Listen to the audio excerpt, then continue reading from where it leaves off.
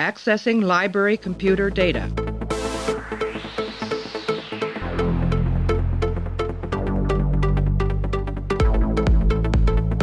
Out there are no saints. Just people. Hey everybody, welcome back to the podcast. We made it through the Emissary episode, the pilot episode of Deep Space Nine. We're moving on to what they call episode 3. It's really the second episode of season 1. It's called Past Prologue, directed by Weinrich Colby, written by Catherine Powers, and it aired back on January 10th, 1993. If you're wondering why we're talking about Past Prologue right now instead of A Man Alone, which comes up next on the Netflix, I guess Past Prologue was produced first or something. Maybe it aired first, and some reason there's a discrepancy in the airing order on Netflix. But I made the thumbnail already, so I'm not going to go back and change that. So we're going to air Past Prologue right now, and you'll get Man Alone in a couple days. But we're joined by Modi. Modi, how are you? It's been a long time. I am great. It's fantastic to be back. Yeah, it's good to get back in the saddle. How's things on your side? You're wading deep into the Deep Space Nine waters at this point. Oh, yeah. It's been a long time since I visited with these folks, but it's good. It's different. Do you want to, you have a semi-knowledge of Deep Space Nine. Do you want to just sort of explain your background with the show? I have watched almost all of season 1, and then I got bored of it. And so we watched the first couple episodes of season 2, and then probably moved on to I don't know, some other show for sure. Yeah. But I just kind of gave up on it. So you're familiar with the characters at least. You're not in Clay's position of not knowing what the hell's going on and not knowing that the wormhole is going to come back and stuff like that. Yep, I know all the characters, know a little bit of what happens in season 1, but beyond that, not really much. So we're going to be talking about Past Prologue. It is the first sort of real episode of Deep Space Nine. So, guys, strap in. I'm going to play an audio clip. We're going to come back. Me and Modi are going to break down Past Prologue. I'm glad you're here. We need you, Tana. I don't think the Federation has any use for my particular talents. I mean, Bajor needs you. If you had the impression that I'm a Federation officer in any way, I promise you, I thought you were under Cisco's command. I am, but... See, that's something I could never adapt to. Someone has to coordinate relations between the Federation and the provisional government. At least with someone like me here, Why? Why should they be here at all? What right does this so-called provisional government have to bring them here? After all we fought for, Kira. Freedom from domination. True independence. No outsiders, no Cardassians, and no federations. Things have changed, Tana. With the discovery of the wormhole. Oh, yes, the wormhole. Look, I don't want the Federation here any more than you do, but they are serving a purpose for the time being at least. Without the Federation, the Cardassians would be back in a minute to take control of the wormhole, and the wormhole is the future of Bajor, Tana.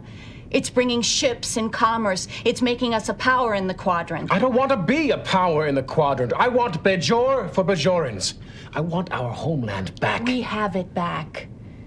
And as we grow stronger, we'll be able to defend it ourselves without having to lean on the Federation or anyone else. I know it's difficult to see after all we've been through. We want it all now. But with people like you leading the way... You have adapted, haven't you? Tana, I have put myself on the line for you here. You are finished with the Konma. Yes. Yes, I am finished with the Konma. All right, so based off the discussion that we had about the pilot, one of the key things that I sort of thought was a problem of the pilot was the use of the Bajoran backstory, that they didn't really focus on anything that had to do with that. This is kind of the makeup episode for that, I feel like. It still doesn't go into a great amount of depth exploring the Bajorans. It kind of just analyzes a very surface level conflict that they're having. But I think that it's a necessary episode, and I think that it does a good job of showing the difference in the tension that's supposed to exist amongst the crew here. What was your sort of first takeaway from this episode? Yeah, I think they did a good job of the world building here with the Bajoran. They didn't they kind of just threw you into it and let you catch up along the way.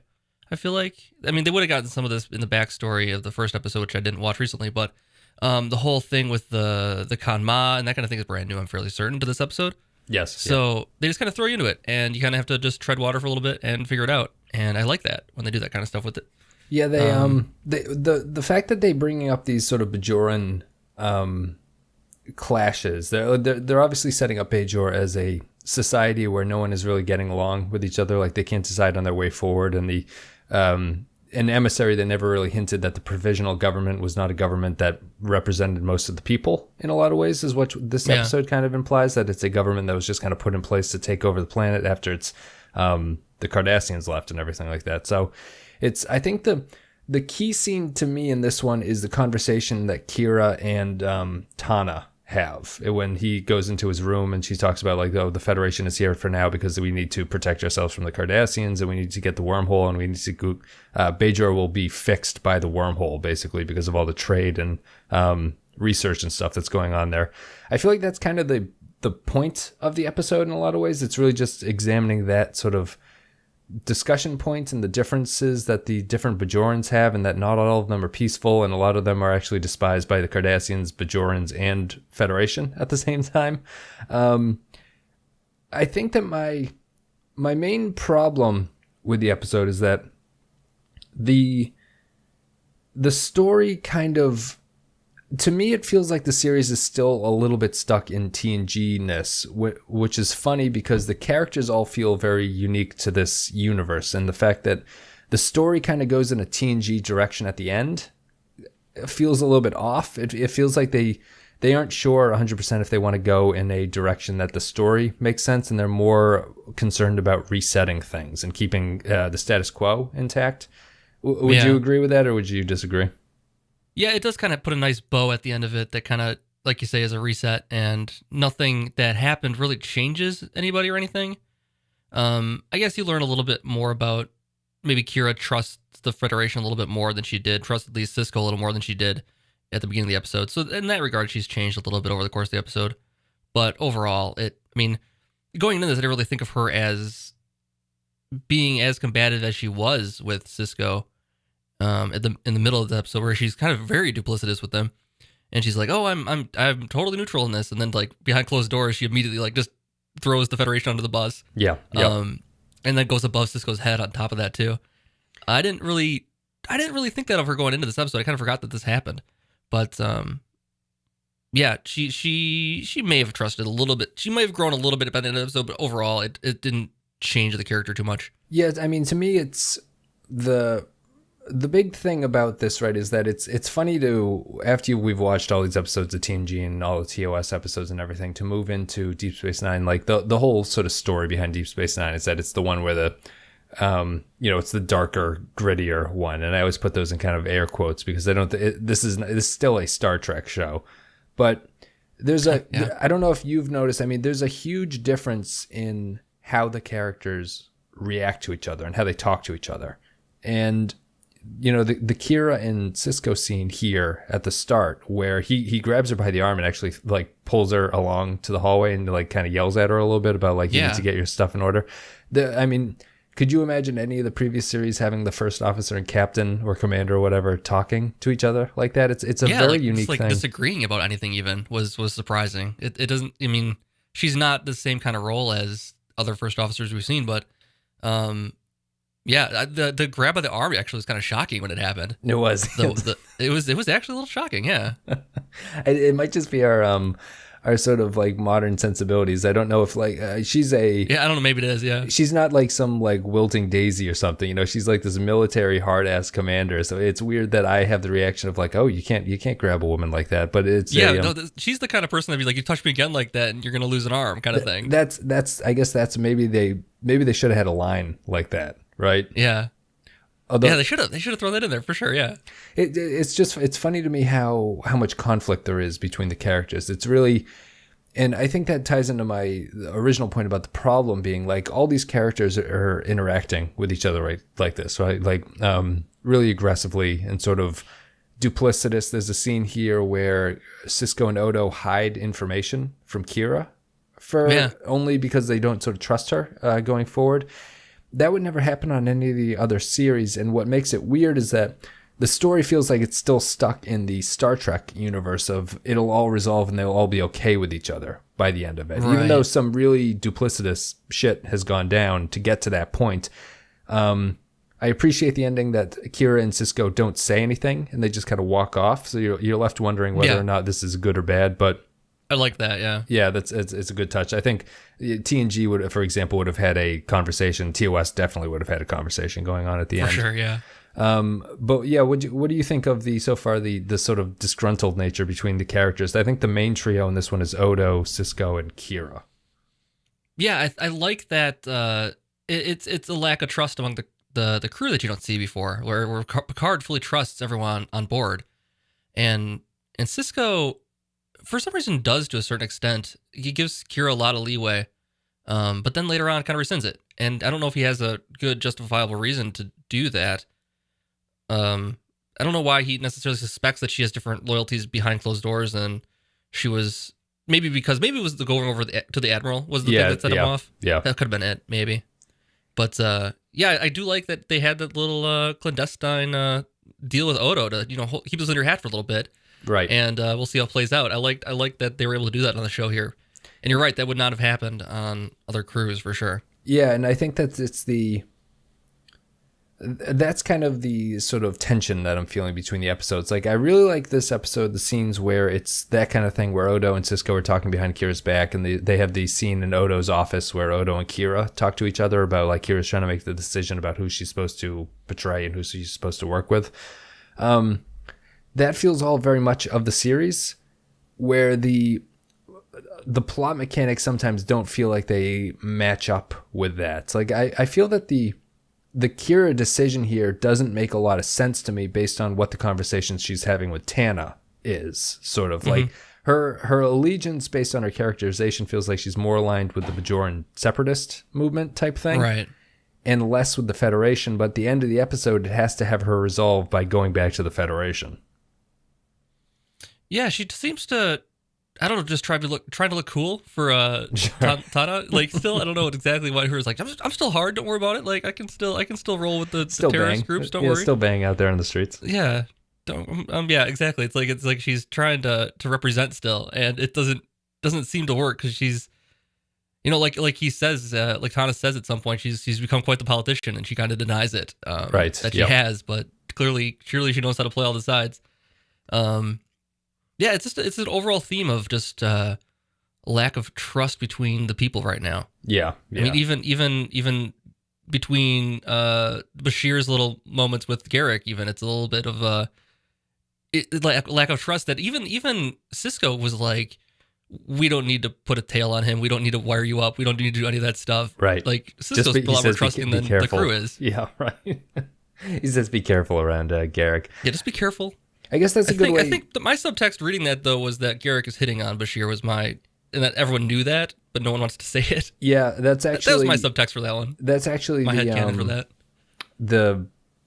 That's sort of the way he was playing it originally. He'll stop doing that. I guess they got complaints because this came out in 1993. Really? Yeah, he was originally, the actor was trying to play Garak as a, like, sort of, if not homosexual, sort of like a polysexual or whatever the term would be. Like, he's just sort of flirty with everybody.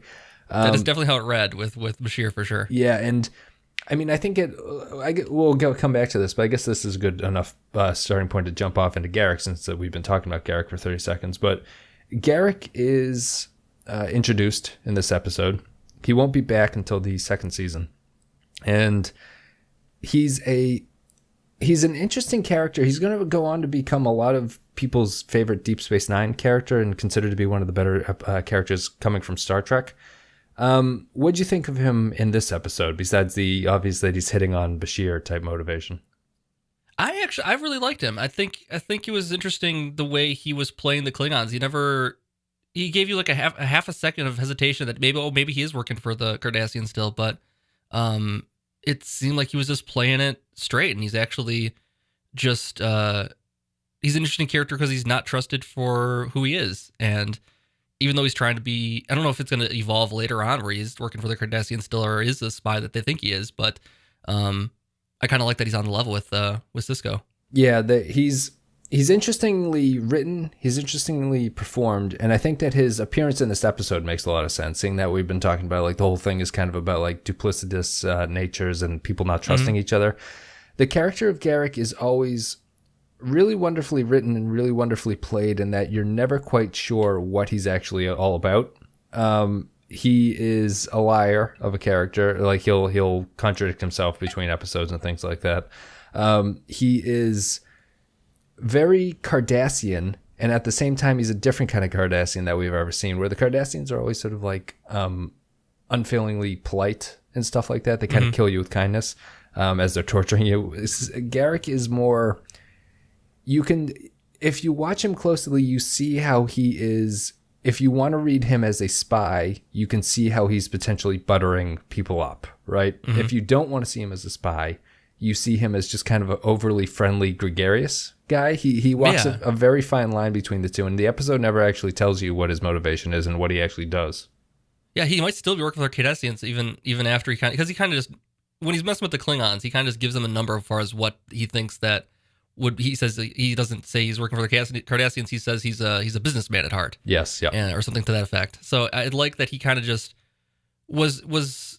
He's able to walk that line. He is able to walk the line between you don't quite know what his loyalties are, and that it makes for a really interesting character. Yeah, and he's very poetic in his writing. Like, when they have the scene at the bar where he's like, I'm a clothier or whatever, and he's like, I find Cardassian fashion or Klingon fashion to be very appealing, especially those two. He's subtle. Why do you think he is? Why do you think, based on this episode, if there is any reason, why do you think he does what he does in this episode?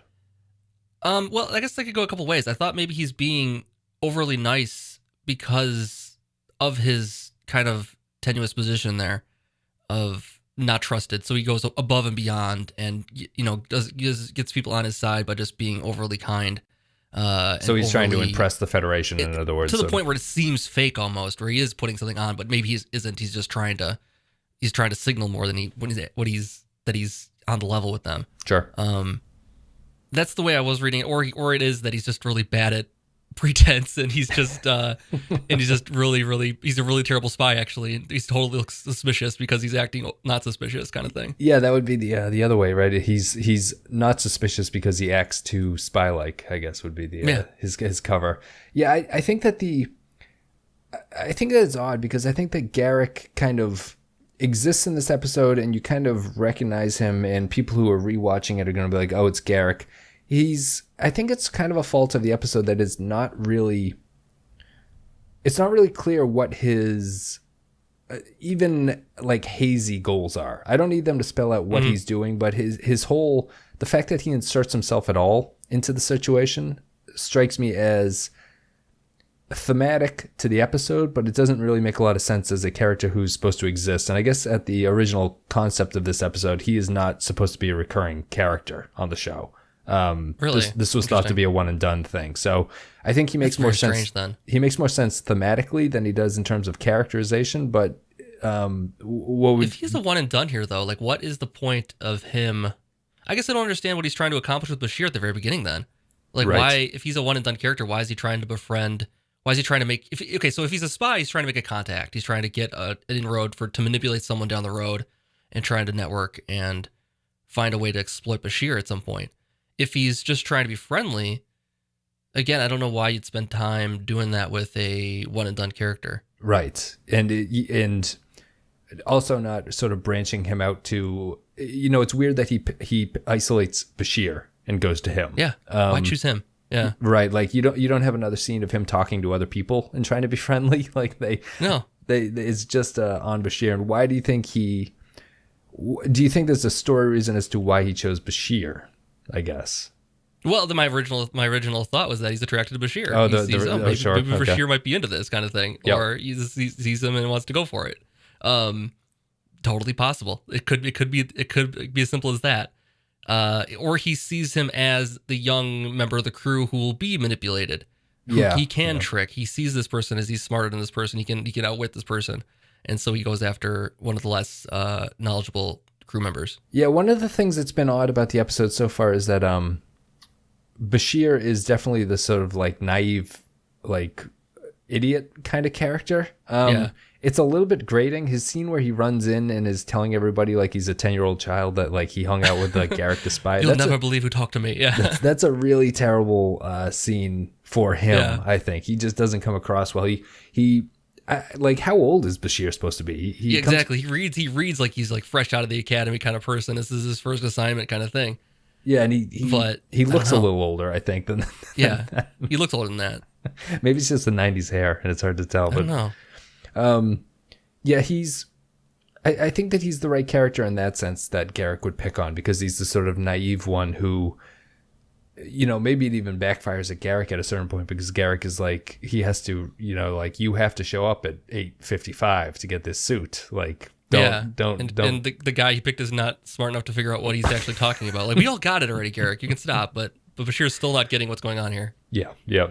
I think that the Garak character is interesting. He's thematically appropriate for this episode and everything like that. He's going to be back and he's going to have more of an impact going forward and stuff. But he's a case of, it's so obvious when you see actors come in and play a character and they play it. Star Trek's unique in that, you know, some of the actors just come in and just don't play the characters well, and some of them do. And it's just kind of, it's something you don't really see in modern television anymore. Like, if you were producing this Star Trek show back then, you'd be like, well, we have to get this guy back. Like, he's clearly too good to not get back. Where modern shows, I feel like the caliber of acting is overall much higher. So I'd never be surprised to bring somebody back. But here, it definitely makes sense that they would bring back, I think his name is Andrew Robinson, who plays Garak, and he's going to be a big part of the show going forward. Let's see here. We've got, I guess we can talk about the sort of plot in general, which ties into the more Kira and Tana relationship. What do you think of the sort of Bajoran breakdown here, the sort of like the way that they're bringing the Bajorans and how it all wrapped up and everything? Did you think that Tana's plot made sense? I guess I don't know. I think it worked okay. I think his motivations here were subtle at first, I guess. Yes, they were. He hates that it's not even that he hates the Cardassians. He hates the Federation occupation at this point, which he reads as occupation, even if it is not exactly that. Yeah, that's a good point. Yeah. So you don't quite pick up on it, but he actually comes to hate the wormhole more than anything else here. I thought that was the best reveal when his whole motivation is to destroy the wormhole. I thought was a good thing, because I'm kind of like with you, before it's a reveal that he wants to blow up the wormhole, I was like watching the episode going, what is he trying to do? Like, why? They mentioned that they go to that Bajoran colony and he's going to blow up that, but then he moves off that, and it's like, well, none of this makes any sense. Why is he going to blow up Bajorans? But the wormhole is a good, it's a good out for that kind of a story. Like, closing the wormhole would reset everything, and it would totally accomplish his goal of setting Bajor free from everybody, basically. But potentially set it back, decades and centuries of progress and potential, trading and knowledge and that kind of thing too. Yes, you definitely curtail its growth. What's funny is that none of the Bajorans we've really seen so far outside of the Pope that they had in the Emissary have been religious, which is odd for a culture that we've known to be religious in the past. Yeah, that's true. Yeah. No, I don't think either Tana nor Kira bring up religion in this episode, which is interesting. I don't know why they're not going further down that rabbit hole. You think they would at some point. They all wear the earrings still, which are religious. So it's curious. Why do you think that they'd avoid religion at this point? They just want the action plot to sort of tie in? Might be just too much in one episode, possibly. Yeah. Because if you deal with that aspect of it, I guess it's what would be the allegory here? Would be like the almost like Northern Ireland maybe would be the allegory here, possibly. Sort of. Where you have the terrorists and the people who are seen as allowing the Federation to kind of impose their will on the area. Right. I guess is the idea. I just don't. It might have been too much to get into the religion aspect of it, possibly. Yeah. Because I don't know where that would play into this episode. It probably wouldn't. I guess I'm finding it more odd that they aren't talking about it at this point. Given by we've spent 10 episodes or whatever with Ro Laren in TNG, and it's like all that she would really talk about was the sort of religious aspect of it. And we saw in Emissary that they consider Sisko to be portion of Emissary, for their sure, prophet and everything like that. So they're clearly religious, but they have no real qualms about a lot of terrorist activity, which is interesting. Or, I mean, maybe they do. Maybe he is not as favored amongst people as Kira thinks he would be. Yeah, right. Perhaps. I think they do mention that actually, that the Bajorans are actually considered them to be criminals as well at this point. So yeah. I don't know how powerful his movement is, I suppose, in that case. It's true. I thought that the inclusion of Lursa and Bajor was a nice sort of callback, but I felt it was unnecessary at a certain point. It could have been anybody. It didn't need to be them. It didn't need to be them. It's weird seeing them after we've watched Generations where they die, but they're here and they're back, and it doesn't really need to be them. And you'd think that since Sisko knows who they are, Sisko has a very hands-off approach to running the station in a lot of ways. He sure does. Doesn't want to rock any boats whatsoever. No. Or Odo is like, I could just lock them up and call the Klingons. Yeah. At which point, when he said that, I wrote down that Odo is awesome. Basically, is my note. My one note on Odo for this episode is Odo is awesome. Did you get a good sense of Odo from past Prologue? Not a lot. I didn't get much in this episode. I mean, you got a little bit of the relationship between Kira and him, very briefly. Yeah.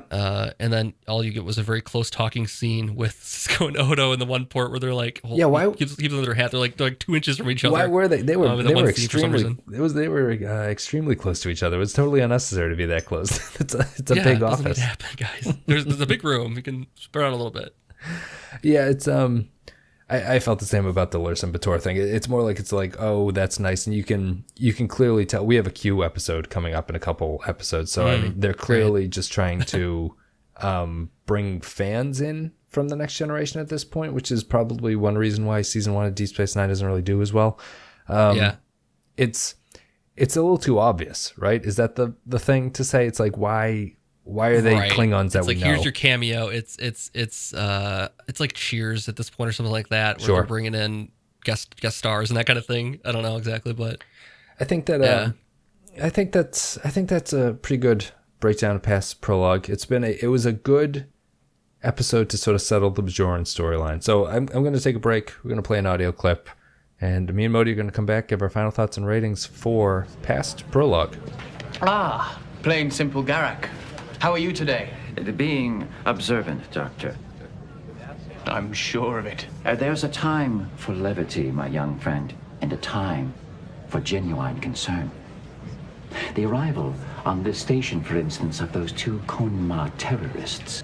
Terrorists? What are they doing here? I'm not exactly sure.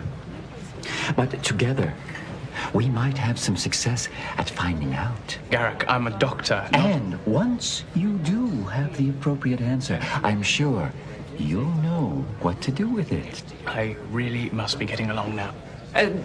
Doctor, I think it's time for you to take advantage of my shop. If you'll be there at exactly 20:55 hours tonight, I promise to show you a suit that will make you into a new man. A suit? We're talking about terrorists and you want me to buy a new suit? Doctor, am I making myself clear? I want you to buy a new suit tonight at 20:55. Exactly. Yes, I see. Well, if you'll excuse me. One of our runners has been titles. What do you think of the title of past Prologue? It is bad. It is a bad title. Do you know the origin of it? No, I haven't looked it up. It's a Shakespeare quote. Okay. So you are a noob in terms of English literature. It's actually a quote from the full line is "What's past is prologue," is from the Tempest. Sure. I've heard that also in various other forms and other media too. Yeah. Deep Space Nine will take a better title game going forward. I'm not crazy about past Prologue. It's sort of you have to think about it too much. Like you have to actually have like a dictionary almost handy to really crank into it. But we're going to give our final thoughts and ratings about past Prologue, which I thought was a decent introduction into the kind of friction that's existing on the station. I feel like it's a necessary episode for that. I don't know if it's a great episode. I don't think it's particularly holds my attention all that well, but I think that they do a good job of showing you what's going on Bajor, showing you all the sort of conflict that the station is going under, and showing you how Cisco and the Federation are there to sort of smooth the process. Like, they had talked in the pilot episode about the Federation being there to smooth things out, and you never really got an indication of what they were talking about. This is kind of what they're there to fix. Mm-hmm. So I'm going to give it a 2 out of 5 because I thought that it's not a great episode. It has more of it's got some ideas that I think could have been fleshed out, and it's got places that it could actually go, but it feels more like it's table setting for the series than anything else. So I'm going to give it a 2. How about yourself?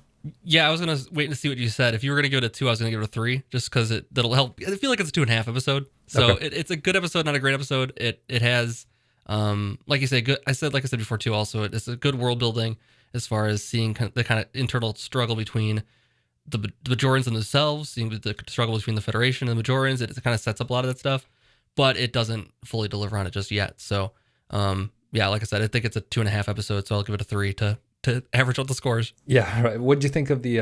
We haven't talked to it. This has been the first real episode. What'd you think of the pacing? Because the last episode you watched was TOS. I didn't notice it much, so it must have been pretty good. It must have been okay then. But I feel like the 42-minute Star Trek episode, like the modern 42-minute pacing thing, is like the exact right length of time, sort of. Yeah. I hardly look at my watch when they're going, and it feels like the thing it ends appropriately. It's TOS had a problem of it, like, took forever to get to the ending, and TNG got a little bit better at it. But I feel like here, these episodes that we've been watching are just like they're paced well, even if not a lot is happening in the episode. They at least know how to move scenes and stuff like that. Yeah, I would agree with that for sure. Let's see here. I think that's it. So you're going to give it 2.5, basically, a 3 almost. I'll give it a 2. Past Prologue. Let's see. Well, do you want to plug anything? This is if people are just tuning in for Deep Space Nine. Modi's been with us for a long time, since the beginning. Since you were the one that started it all on the guest train. So do you want to plug? So. Let people know about yourself. Yeah. I got a YouTube channel, youtube.com/ModiOperandus, and you'll have a link to that down below, I'm sure. Mm-hmm. I'm on Twitch as well. Starting to stream every Thursday. And that is about it, basically. How's that going? I think I figured out my problem with Twitch. You don't do it, but I tweeted about it. I can't stand all the poor posture that I see on Twitch. Yeah, I don't use a webcam at this time, so you won't have to notice any of my bad posture for sure. I just watch. I watch people like. There was a screenshot of someone who plays Hearthstone quite a bit, and it's probably like his 12-hour day of playing fucking Hearthstone. Yeah, and probably. He's so slumped, and it's just like this dude's been playing this game for like 5 years at this point. It's just like, yeah, it just struck me as a little bit odd. But yeah, Modi doesn't have a webcam, so you won't see him sitting. You'll just see him talking, which is lively as always. But yeah, check out Modi, check out his channel. Check out this show with the social media links all below in the video description and the podcast blurb. You guys know what to do on Facebook and all that stuff. Only thing to consider is supporting us on Patreon. The only thing that I want to get into about talking about is supporting us on Patreon. If you go there, patreon.com/thepenskyfile, a couple dollars a month gets you extra content, and you support the show, and that's much appreciated. And as always, I have to give my patron shout outs. These are people who support at the captain tier. It's Tax Owl Bear, Kyle B, Joint Mango, Michael S, Doug V, Tarek L, Stephen K, and Ben D. We've actually had a lot of new patrons come in since I pled my case in the introduction episode of the podcast. So thank you everybody for coming on. It's been great too. There's been a big uptick in the number of patron supporters, which is always appreciated. A lot of people I didn't know who were listening, because this is the first time they don't feel like commenting and stuff like that, which is totally cool. But it's been nice to meet you all. And hopefully things are going well. You can always leave comments on the Patreon posts about episodes that are coming up. Oh, and I forgot to read the feedback from this one. Hold on one second. Let me pull this out. Now that I'm overbooking myself, I have too many things to read about. We have feedback from one of the listeners about Past Prologue. So, Modi, give me your feedback about this. Kyle writes, Garak is one of my favorite Trek characters, particularly due to the continuing ambiguity surrounding his intentions and past. At this stage, however, the mysteries of Garak are there seemingly just because they haven't come up with a backstory yet. Other than a good Odo Kira scene, it's a fairly dull episode that was surprisingly written by the same writer as the TNG episode Code of Honor. This one's not racist, so at least it has that going for it. It is written by the same Code of Honor writer, who is apparently a real odd duck. She wrote for a lot of sci-fi stuff, and now her Wikipedia blurb says she's retired and studying metaphysics. So okay, that's what she's up to. Interesting. It's a better episode than Code of Honor. Would you agree with that? Yes, I would definitely agree with that. Yeah, and Kyle, I agree with you. I mean, I hadn't really thought that it felt like he hadn't come up with a backstory yet, as much as we mentioned in the episode, it feels like they just stuck him in to be thematic of this episode and that he's not supposed to continue. And I think that obviously was the intention. But guys, thank you very much. Thank you for supporting the show. Thank you for listening. Modi, thanks for coming on. Anytime. Guys, we'll see you next time.